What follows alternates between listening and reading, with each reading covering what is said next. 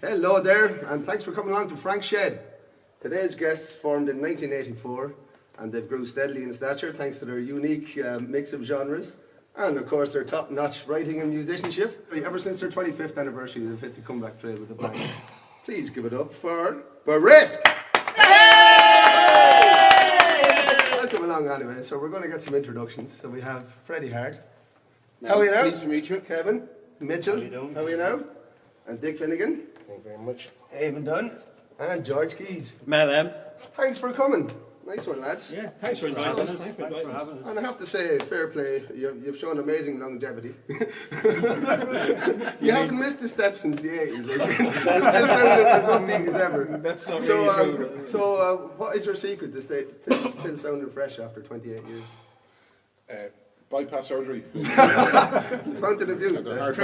Triple bypass. And a couple of stints. 25-year absence from playing together kind of helped us along with the... I suppose, yeah. It's such a heady mix of genres like that. You know, you're always going to sound contemporary, I think. Well, it was we played it because it was the only way we could play it. Yeah. And we tried to be a cover band, but that was a disaster, so we just went off and wrote all the material and played it that way. The fact that other people that heard us when we came back after the 25 years were impressed, and a lot of people didn't actually think the songs were written so long ago that they were fresh even today, you know. So. Do you not think that for the sake of the video we could have just said that we only started? In actual fact, we're all 21. We started 20 whatever years ago when we were 5. What's the first song you're going to play? And Dick, would you like to explain what it's about, or if it's about anything? Right, it's Invaders, isn't it? Mm-hmm. Mm-hmm. Okay, so Invaders is about Little Green Men? Pac-Man. It's Pac-Man. Do you remember there was a table, right? Like So their blow cheese theory, like we've just started, like this. in the pubs, yeah. Do you remember the tables? No. Yeah. Put your drink on, Dick, was it? Yeah, but with the glass, the Pac-Man, the little I know the Pac-Man ones, used to run around the table. That's what Space Invaders is about. It's about the onslaught of the video game. Oh, and the little ghosts there, like Inky, Binky, Dinky, and Clyde, or whatever. That was Inside the totally back sharp, door, yeah. So it was about the machine inside the back door of the Torquay Sharps. That's all you had to say in the first place. No, I was trying to get it out. Invaders, cut loose, lads.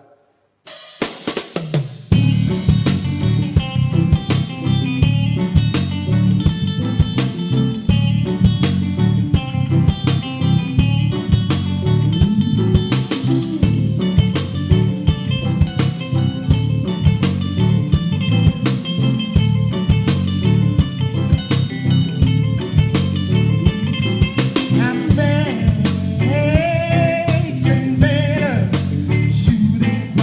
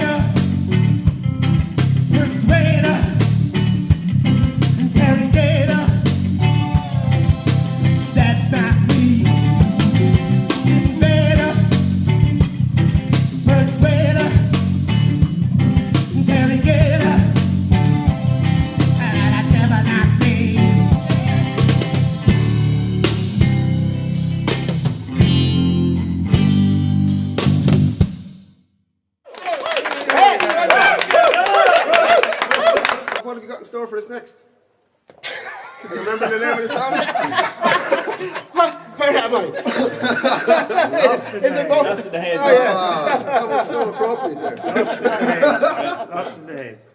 Elvis Costello, right, wrote really good lines. You see, he didn't really, when he started to write a song, he wasn't particularly, well, I suppose maybe he might have had an idea for a song in his head, but this, I was told this by my brother, and he's a bastard if he told me lies, right? But he went after good lines, yeah. Now, I'm not suggesting for a minute that Lost in the Haze is good lines, but if you sit down and you forget completely the notion of any kind of theme for the song and just concentrate on good lines, well, you get a combination of lines that all rhyme together, but they don't necessarily mean anything. I think he actually wrote this after he ran into the Pac-Man machine in the Morgan Shards, wandered out the back door, and then he was lost in the haze. Because there used to be smoking in pubs in those days. That's right. Anyway, folks, let's go get Lost in the Haze.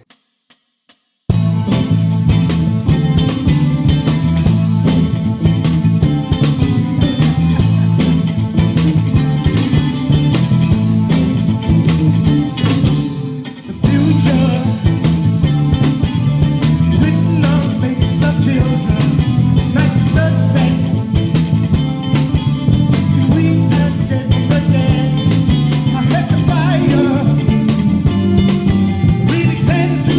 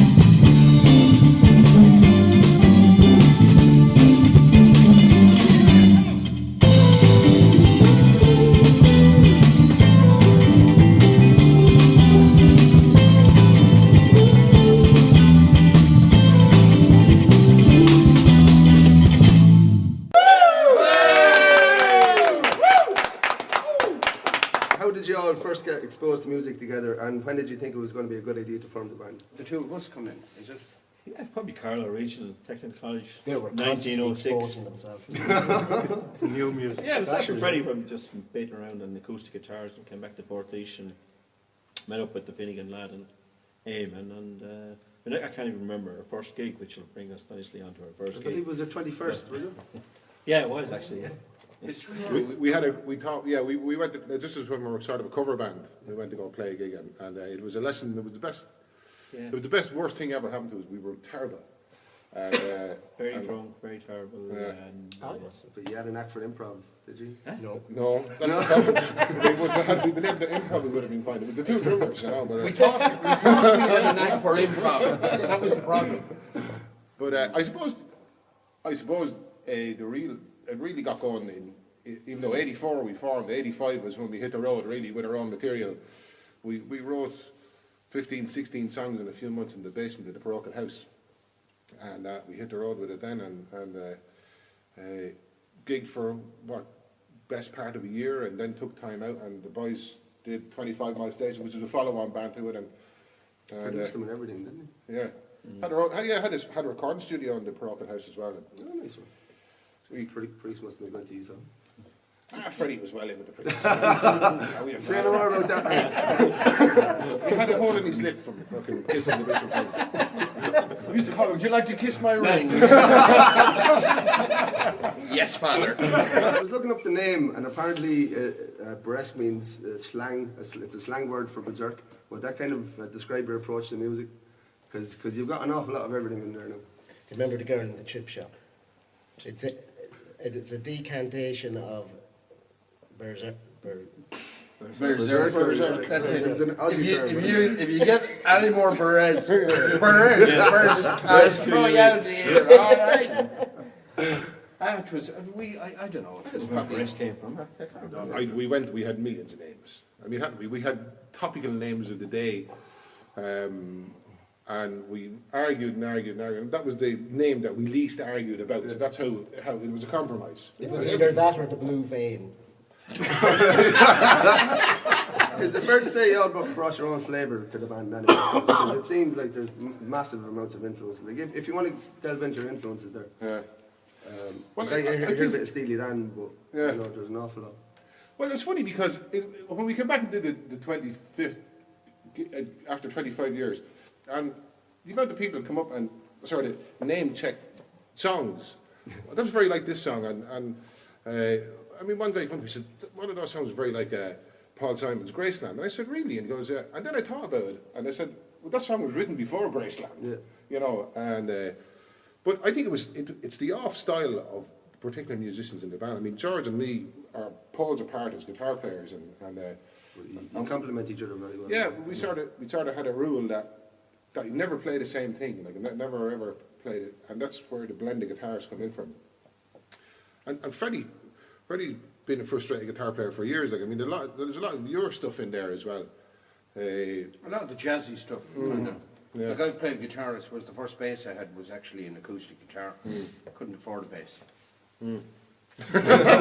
We used to swap around instruments. I mean, I always wanted to play bass, was never any good at it, and so this was how the stuff was born down in the parochial house. And it was just out of pure frustration, looking for different things to play, and if it was too simple, then no, find another chord, and we spent There had to be like months. nearly 3 songs in the one song. Yeah. Some of our songs Changes, they go stop, off starts, and different directions. you know. Actually, do you ever remember, lads, the famous song? What was the famous song that we had, where we had a chord in it? And see, Eamon did music theory, right? The rest of us never did theory. And I did. And we had this one song, and we used to go. We had said, right, we'll play this chord. And every time we used to go to play it, Eamon would go, "You can't play that chord." And it kind of went against the theory of music. Against if the you would call grain, it. yeah. No, I used the theories and excuse. It was fucking irritating. The chord. Everything was fucking irritating. It's a case of if it sounded good, that's it. Leave it there. But the elephant in the room, lads, is how fucking Paul Simon ripped off our music. Can somebody get on Paul Simon's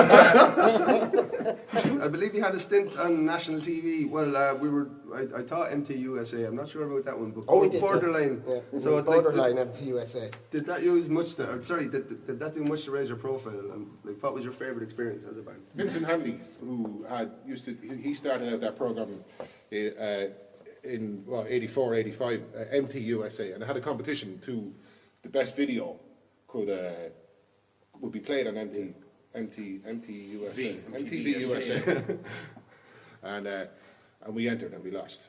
And Does that bastard McAnally, McAnally, yeah. Conor McAnally.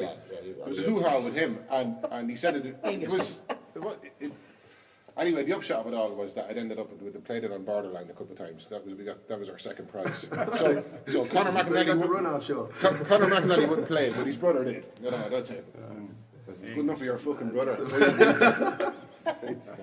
that's how that came about. So, it was shot all over Dublin. Master Thief, wasn't it? There was all sorts of shenanigans. It was Portlaoise here as well. Yeah, so I do remember an old Mercedes, and we had big, cardboard sheets, and it was to get, the flashing lights. Do you remember we had Miss Ireland? Miss Ireland did it. That's right, yeah. And can't remember her name now. ran out of money. Well, she ran out anyway. The last song is called Shine. Shine, yeah. Well, you see, back in the 80s, For those, is that it? well, it was the recession previous to this recession, right? And so there was no work. All right. And so the notion was that, sooner or later, Music will you shine could go through. somewhere else and Shine. You make it to yourself, are you? Make it up. Mel, you know what we're thinking of doing? We're thinking of re-releasing this song. Now that we've got a new reception, we might actually make it this time around. Maybe The we'll song has shine never this been this time. well, insightful it is. before today. I do think. I do think now, just as it happens, and listening to the song and listening to the lyrics, that maybe it might actually be very relevant for the times we're living in now. Shall we take your new interpretation and go ahead to the song?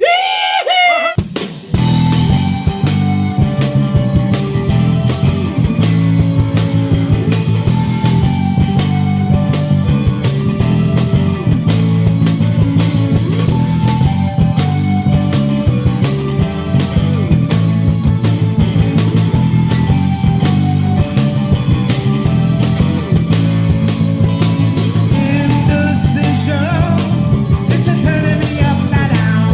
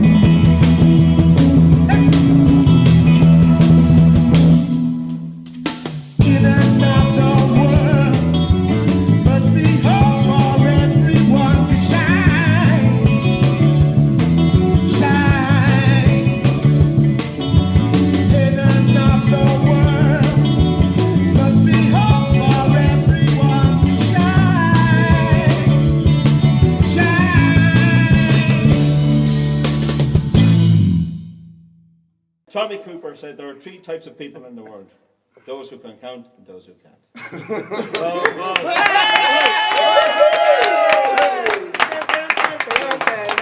You tell him, George. Sorry, Tommy. Right, sorry. lads, I believe that's all we have time for. I appreciate you coming aboard. Thank you, man. Thanks for having Thank you us. very much, man. Best of luck with all your future endeavours. Well, thank you very much. Not at all. Thank you, Mel. Appreciate it, lads. Jen. So that's it for another Frank Shed. Joe. And hope you come along next time. Thanks, Joe. Thank you very much. Hey!